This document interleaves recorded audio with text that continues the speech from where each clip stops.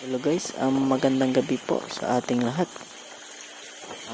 Update po tayo sa ating mga fry.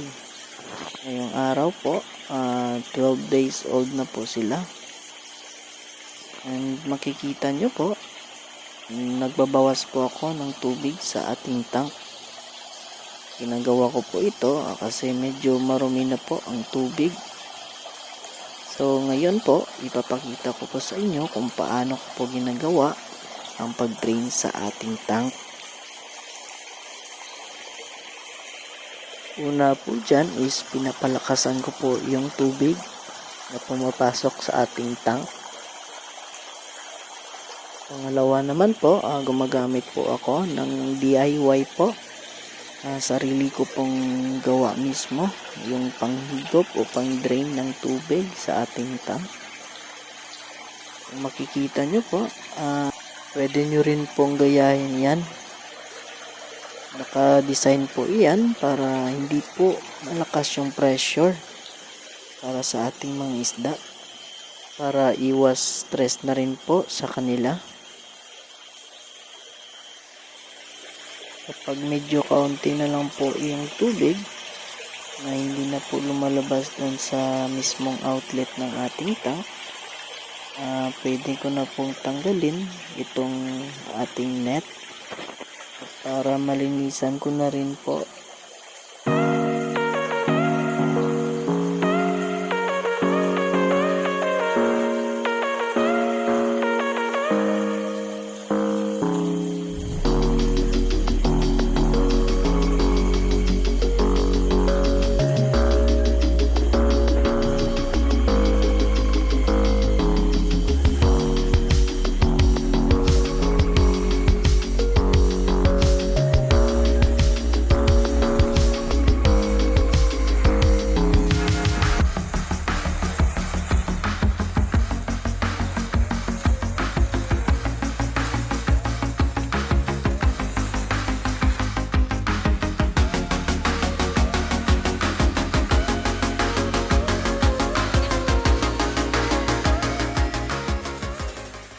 Ganyan lang po maglinis ng ating net.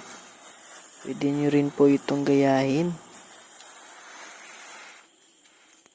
So ayun, tapos na po akong mag-drain. Maya maya po, ibabalik ko na po yung net dun sa ating outlet. Paalala lang po, sa pag-drain po ng ating hatching tank, huwag nyo pong ubusin yung tubig sa ating tank. Mag-drain lamang po kayo ng at least 50% po ng tubig sa inyong tank. Iwasan nyo po na mag-drain ng 100% kasi pwede po itong maging cause ng pagka-stress ng ating mga isda. So hanggang dito na lamang po ang aking video. Sana po ay mayroon po kayong natutunan.